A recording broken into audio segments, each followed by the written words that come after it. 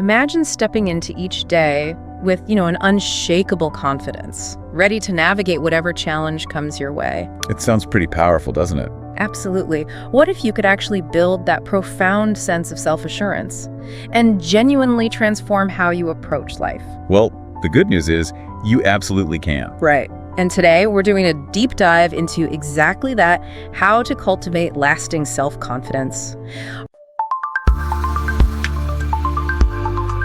Welcome to a podcast inspired by the YouTube channel Climb Up Podcast, where we explore topics on personal growth and finding meaning in life. Our mission here is to really distill the most impactful insights from various articles, research, expert views. Basically giving you a shortcut. Exactly. A direct path to being truly well-informed on this, vital skill. And that's key, isn't it? Because self-confidence, it isn't some fixed trait. You're not just born with it or without it. No. It's fundamentally a skill, like anything else, really. You develop it through intentional, consistent practice. That's such a crucial distinction. And maybe before we jump into the how-to, we should quickly clarify some terms. They often get tangled up. Good idea. So we're mainly talking about self-confidence, that general belief in your ability to achieve goals often comes from, past successes. Right. Then there's self-efficacy. Yeah, more specific, like confidence you can ace this particular presentation, not just any presentation. Task specific, exactly. And self-esteem. That's the broader one, your overall sense of self-worth. Our discussion today, it really draws on foundational work from people like Albert Bandura. Precisely. So when we talk about building self-confidence, what we're really aiming for is fostering a realistic yet robust belief in your own capabilities. And the benefits, they're huge. Oh, definitely. Enhanced resilience when things get tough, less anxiety in new situations, even better relationships because you're showing up more authentically. Less inhibited. It really can be transformative. Truly. Okay, so to start building that foundation, let's talk about something I think many of us wrestle with daily. Stopping the comparison trap. Yes. And what's fascinating is the psychology behind it. Social comparison, especially that upward kind we see constantly on, say, Instagram. The highlight reels. Exactly. It activates specific circuits in the brain. Seeing others' successes can trigger feelings of, threat or inadequacy in ourselves. We focus on what we lack. Not what we have. Right. And this isn't just a hunch. Social comparison theory, loads of research, it consistently shows this leads to envy. It erodes self-confidence, almost inevitably. So how do you fight that tendency? Well, first you have to deliberately shift your focus towards personal growth. Instead of competing with Jane Doe's promotion, look at your own progress. What skills have you developed this year? Okay. Then maybe set a goal to improve one specific thing you care about. Makes sense. What else? Second, cultivate gratitude. It sounds simple, maybe even cliche. But it works. It really does. Keep a journal, maybe. Just note down your strengths, things you've achieved. It literally reorients your attention to your unique journey. I like that. Reorients your attention. And practically speaking, if social media is a big trigger for you, Which it is for many. then curate your feed. Fill it with positive stuff. Or just, limit your time on those platforms. Amy Morin talks about this in Psychology Today. Right. View others as learning sources, not rivals. Good advice. So beyond managing those external comparisons, how do we build that internal belief, that feeling of, I can do this? Right. And that's where setting and achieving realistic goals comes in. It's incredibly powerful. Why does that work so well? Think about your brain chemistry. Every small win, every tiny goal you hit, bam, a little hit of dopamine. The reward chemical. Exactly. It creates this positive feedback loop. It reinforces your belief in your own abilities. You're essentially training your brain to seek out and succeed at more challenges. So that's why SMART goals are often mentioned. Specific, measurable. Achievable, relevant, time-bound. Yes, they provide that structure. Got it. And implementation, that's key, right? Not just setting them. Absolutely. A common mistake is aiming too high, too fast. Get discouraged. Right. So break down big goals into smaller, manageable steps. Public speaking fear. Don't aim for a TED Talk tomorrow. Okay, start smaller. Practice in the mirror. Then maybe for a friend. Then a small group. Build that ladder of success. And crucially, Celebrate the small victories. Acknowledge every completed task. Seriously, write them down. It helps you see your progress, reinforces that loop. and setbacks, because they happen. Reframe them. They're learning opportunities, not failures. Maybe the goal was a bit too ambitious right now. Adjust it. Don't just give up. That reframing is powerful. Like Lucy Paulise wrote in Forbes, right? Small goals nurture that sense of accomplishment. Exactly, which is vital for confidence. Now, shifting inward even more. The power of our internal dialogue. It's huge. Which brings us to practicing self-compassion and positive self-talk. What's really striking here is just how much influence that inner voice has. It's true, that negative self-talk, it's like a constant little whisper of doubt, isn't it? Just chipping away. Totally undermines your self-worth. But the flip side, self-compassion, positive affirmations, they actively build resilience. And there's research on this. Oh yeah. Researchers like Kristen Neff. Her work clearly shows self-compassion significantly reduces anxiety, boosts well-being. It's not just fluff. So how do we actually do it?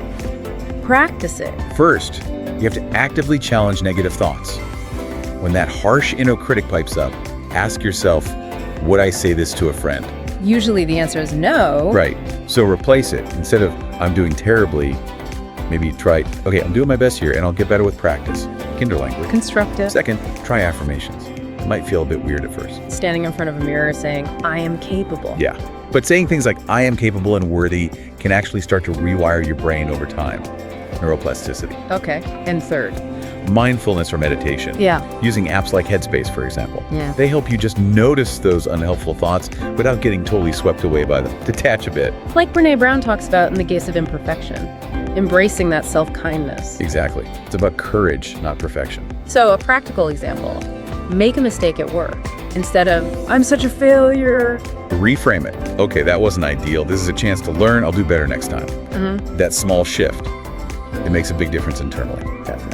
Okay, moving on. This next one sounds almost too simple, but maybe that's the point. Taking care of your physical and mental health. It sounds basic, but it's absolutely foundational.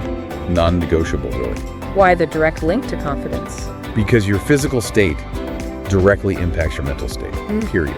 Exercise, good food, enough sleep, they all boost mood, energy, even body image. Right. I remember reading a study, I think from 2016, linking exercise specifically to better body image and confidence. Exactly. There's solid evidence. So how do you integrate this? Well, first, regular physical activity. Right. And it doesn't have to be intense gym sessions, right? Not at all. Consistent walking, yoga, whatever you enjoy, just move your body. Second.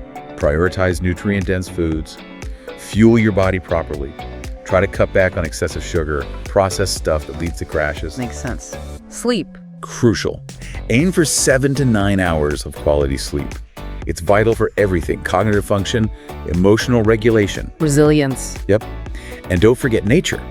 Getting outside, even for a short walk in a park, demonstrably reduces stress and boosts mood. So small steps again, like a 20-minute walk 3 times a week, swapping one sugary snack for fruit. Perfect. Those small, consistent changes add up. Very well. Mind highlights this connection. Healthy choices, higher confidence. Okay, so connecting this to the bigger picture, our social world plays a huge role too, right? Absolutely. Which leads us neatly into surround yourself with positive people. It seems obvious, but maybe we underestimate the impact. We often do. The people you spend time with genuinely influence how you see yourself. Supportive relationships, they're like fertilizer for confidence. And toxic ones. They do the opposite. They reinforce self-doubt, drain your energy, erode your self-worth. So practically, what do we do? Actively seek out people who uplift you. Mentors, friends who cheer you on, colleagues who support your growth. Find your cheerleaders. And on the flip side, learn to set boundaries with critical or draining people. It's okay to politely decline interactions that leave you feeling bad. Limit that exposure. protect your energy. Exactly. And maybe join groups or communities around your interests. A book club, a sports team, a professional network. Find your tribe. Psychology today often talks about how positive social circles build mental strength, right? Precisely. It reinforces that feeling of belonging and validation, which feeds confidence. So a simple example, maybe spend less time with that friend who's always critical and more time connecting with someone who shares a hobby and actually encourages you. A conscious choice about where you invest your social energy. Right. Okay, this next one. It might feel a bit uncomfortable for some people, but it sounds incredibly powerful. Yeah. Face your fears through small challenges. Yes, and the reason it works is basically exposure therapy, even in small doses. How so? Well, when you avoid things you fear, you reinforce the idea that they're actually dangerous or that you can't handle them. That feeds self-doubt. Makes sense. But when you confront them, even in tiny, manageable steps, you prove to yourself that you can cope. It builds resilience, reduces the anxiety associated with the fear, and boosts confidence. So implementation. How do you start? First, identify a specific fear. Let's say it's public speaking again, or maybe just making small talk at parties. Okay. Then take genuinely small steps. If it's social anxiety, maybe your first step is just introducing yourself to one new person at the next event. That's it. Not trying to be the life of the party overnight. Exactly. And reframe it as an experiment. I'll just try this and see what happens. Takes the pressure off. And remind yourself of past successes when facing something scary. Remember times you did overcome something difficult. Very well. Mind advocates this gradual exposure approach, doesn't it? Strongly. It's a core technique. So, an example for meetings. If you hate speaking up, Start small. Maybe just prepare one question to ask in a low-stakes meeting. The next time, maybe offer a brief comment. Gradually increase participation. building that muscle. Precisely. Now, this raises an important point about actively expanding what you can do. Which leads to learning new skills and embracing growth. Yeah, how do we actively broaden our capabilities? And why does this boost confidence? Because mastering new skills directly improves your self-efficacy, that belief you can succeed at specific things. Ah, back to that term. Right. And that specific competence tends to generalize. It spills over into broader confidence. Plus, adopting a growth mindset, Carol Dweck's work. The idea that abilities aren't fixed. Exactly. Believing you can improve makes challenges seem like opportunities, not threats. It fosters belief in your potential. So how do we put that into action? Choose a skill that genuinely interests you or helps your goals. Coding, cooking, a language, whatever. Dedicate practice time. Use online resources. Absolutely. Udemy, YouTube tutorials, they're fantastic. And crucially, seek feedback. View constructive criticism as a gift, a tool for growth, not a personal attack. Helps you improve faster. Definitely. So an example could be enrolling in a beginner's photography class. Perfect. Practice each week, maybe build a little portfolio online. Seeing that tangible improvement, wow, I took that. That's a huge confidence booster. Reminds me of Mel Robbins' TEDx talk, the 5-second rule.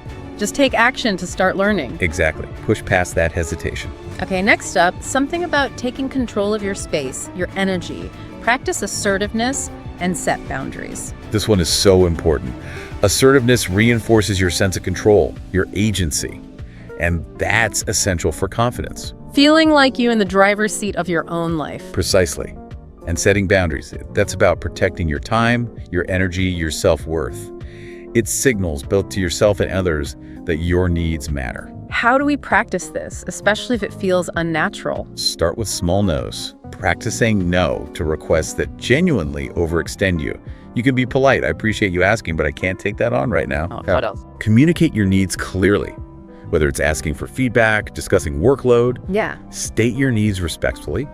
And if it feels really awkward, role-play these scenarios with a trusted friend first.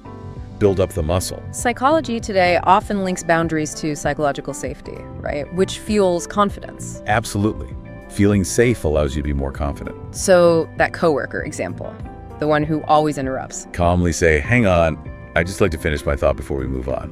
Clear, respectful, sets the boundary. Got it. Now something a bit different. How our physical presence matters. Leveraging body language and appearance. Yes, what's fascinating here is the mind-body connection. It's a two-way street. How so? Confident body language, like standing tall, making eye contact, open postures, doesn't just project confidence outwardly. Research suggests it can actually influence how you feel internally. Like Amy Cuddy's work on power posing. Exactly. Adopting those expansive poses can actually shift your mindset. So practical tips. 1. Try a power pose for a couple minutes before a high-stakes situation. Hands on hips, maybe. In private, obviously. Okay. 2. Consciously maintain eye contact in conversations. And use open postures. Try not to cross your arms defensively. It signals openness. And appearance. Dress in a way that makes you feel good. Professional, comfortable, authentic. How you feel you look genuinely impacts your self-perception and how you carry yourself. So before a big presentation, maybe do a quick power pose. Pick an outfit that makes you feel sharp. Yep. Small things that can make a surprisingly big difference to your internal state. Interesting. Okay, for the learners among us, people who like structured guidance, Read evidence-based self-help books. This is a great pathway. Yeah. Because books by credible experts, especially those grounded in research, offer structured insights. They give you practical exercises, roadmaps. Distilling complex ideas into actionable steps. Exactly. Tools you can actually use. And we have some specific recommendations from the sources. We do. Nathaniel Branden's The 6 Pillars of Self-Esteem. That's a classic, really foundational. Covers things like living consciously, self-acceptance, often uses journaling. Okay. Then Brené Brown's Daring Greatly. It reframes vulnerability as strength, encourages embracing imperfection. Really powerful. Yes, her work is fantastic. Others? For a motivational boost, Jen Sincero's You Are a Badass. Lots of stories, exercises to overcome self-doubt, push you into action, and specifically for women, Katty Kay and Claire Shipman's Conscious. The Confidence Code is excellent. Blends research and personal stories. Great list. How do you get the most out of these, not just read them? Don't try to devour them all at once. Choose one book, read maybe a chapter a week, and apply just one exercise from that chapter, like Branden's journaling prompts. Make it practical. Yes, and maybe discuss it with a friend or join a book club. Talking about it helps solidify the learning. These books are recommended by places like Positive Psychology and Entrepreneur for a reason. They're practical and evidence-based. Fantastic. So we've covered a ton of practical tools. Let's think longer term now. How do we make this confidence last? Right. What does sustainability look like? A core strategy is definitely cultivating a growth mindset. Back to Carol Dweck. Exactly. It's fundamental for long-term resilience. Seeing challenges not as threats, but as opportunities to learn and grow. Believing you can improve. So when you hit a setback, Instead of thinking I failed, ask, okay, what can I learn from this? And then, crucially, identify one small, actionable step forward based on that learning.